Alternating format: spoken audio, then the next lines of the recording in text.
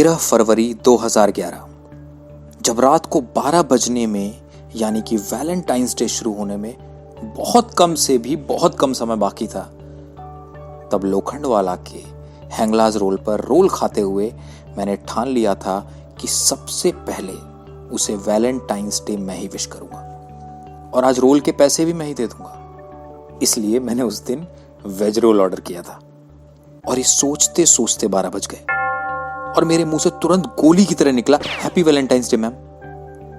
Ma'am? मैंने ma'am क्यों बोला?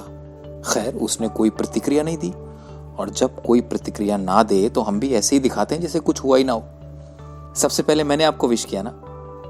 2 कौड़ी के आत्मविश्वास के साथ मैंने कहा। उसने कहा सबसे पहले तुम्हें अपनी गर्लफ्रेंड को विश करना चाहिए था और मेरा जवाब वही था जो पूरे ब्रह्मांड में किसी भी लौंडे का होता।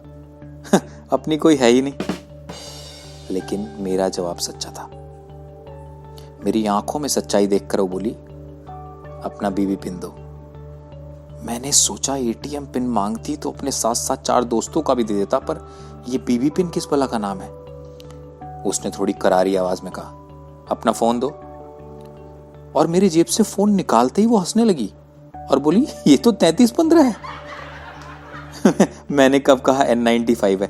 अपनी गरीबी पर हास्य की चादर डालते हुए मैंने बोला। ब्लैकबेरी वालों की ना तब वही समस्या थी जो आज आईफोन वालों की है। इनको लगता है इनका चार्जर सबके पास होता है। वो बोली, एक ब्लैकबेरी खरीद लो। बस उसके बोलने की देर थी कि अगले ही दिन मैं दुकान पर पहुंचा और बोला, भैया ब्लैकबेरी कितने का है? दुकान वाले भैया तो शिद्दत से फोन दिखाने ही खड़े हो गए।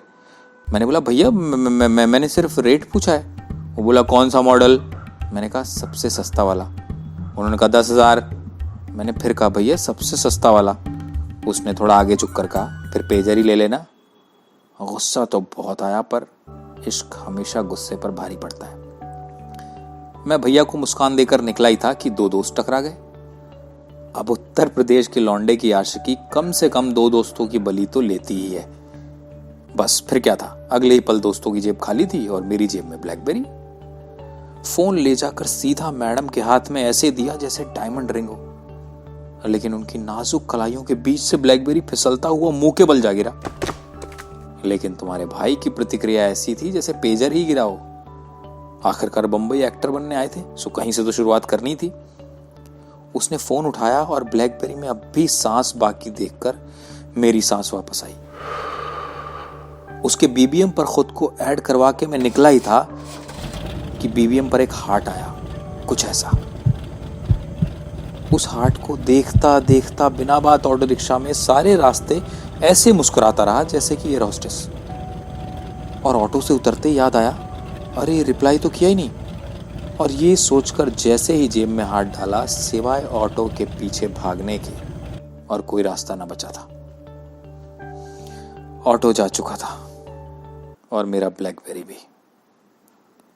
मैं थका हारा बुझती हुई लौ सा मुंह लेकर घर पहुंचा तो देखा टेबल पर बेचारा 3315 मेरी राह देख रहा था।